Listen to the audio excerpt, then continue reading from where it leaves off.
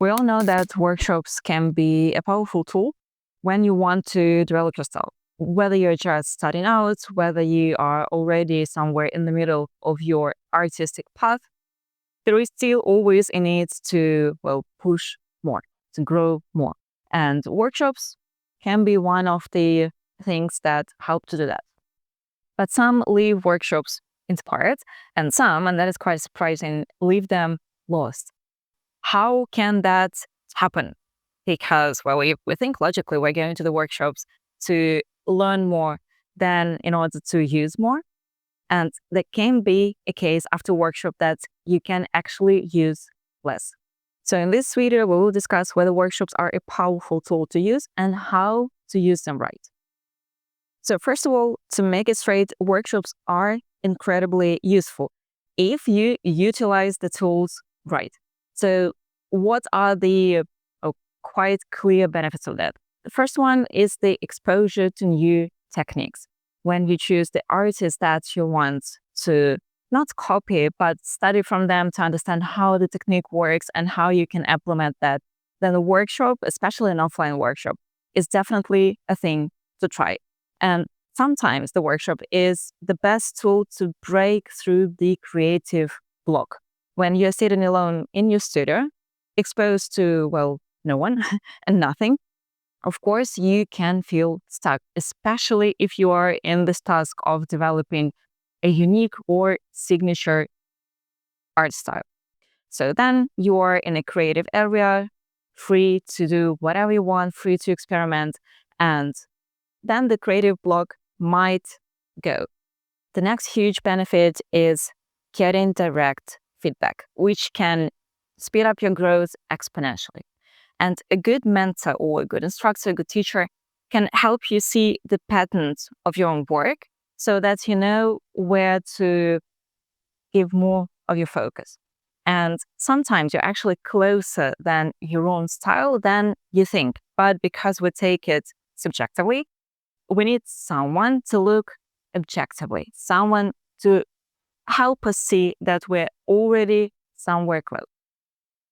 The next one, but I want to repeat it, is a safe space for experimentation. I've heard quite a lot that when you're sitting in your studio with all those expensive art paraphernalia, you are actually afraid to use it because you're afraid something shitty will come out of it. So your beautiful art supplies are staying somewhere on the table and you have this huge fear to use it.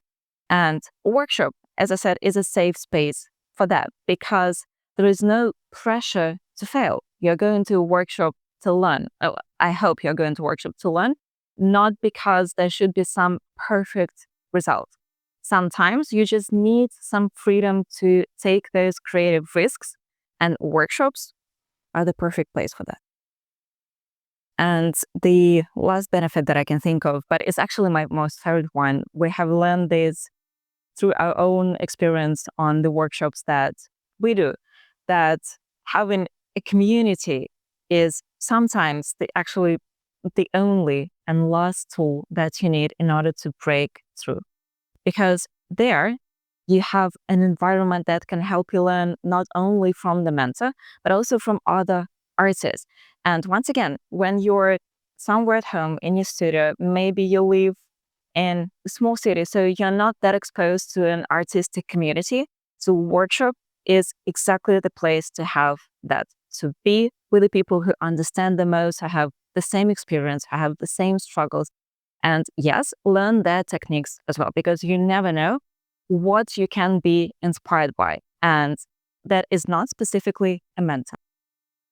And here also a very obvious reason to love workshops, to keep going to workshops, why we are doing workshops, is to develop your artistic style. And if you're still not sure whether you need one, go watch this video to understand the whole issue. But there is also another side to that question. Like I usually say that social media is a blessing and a curse. Workshops, surprisingly, are also a blessing and a curse. So there are ways how it can go not in the direction that you expect it to go. And the first issue here is the copycat trap. When you go to a workshop, one of the biggest mistakes you can make is try to replicate exactly what the instructor is doing, to copy the style as it is and not use the knowledge to enhance your own style. So learning a new technique is perfect. It's great. We're going to workshops exactly to do that. But if you focus too much on the imitating, your personal voice can be lost. So be sure to set a goal of why you're going to a workshop. The second downside that I can think about is that too much information can be overwhelming. Like, have you ever left a workshop feeling that that was a lot, that was great, but you come to a studio and you now have no idea what to do with that? You have all those tools, all those techniques, all that information, but then what? Like, what do you do with that? And so sometimes too many of that, of why you went to the workshop, can actually cloud your artistic instincts. And especially that can happen if you're jumping from one workshop to another without even trying to process what you have learned. Like, this can create this uncertainty instead of clarity, because yes, there is a thing as learning too much. Sometimes it's better to stop obsessing about how much you learn and start obsessing about how you apply the knowledge. And the last one here that I can think of is actually the opposite of the benefit of a feedback.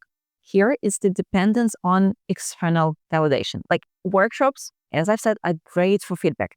But if you start relying on that too much, if you start relying too much on others' opinions, you might lose your own faith in your work. You might lose your faith in your instincts. And not every instructor's advice actually applies to you. Like, the key here is knowing to take what you actually want to have, what you want to leave this workshop behind with. So you don't have to listen to every word you're being told. You definitely don't have to look at everybody's work around you, because we had that feedback on our workshops that sometimes when, for example, you're just in the beginning of your art journey and you're in a group of 15, 16 other artists already somewhere further on their path, and you start looking at their works thinking, Jesus Christ, I'm crap. I'm actually crappy. So it's definitely not why you're going to the workshop here. You're not going there to compare yourself with others. You're going there to learn from others and from your mentor, of course.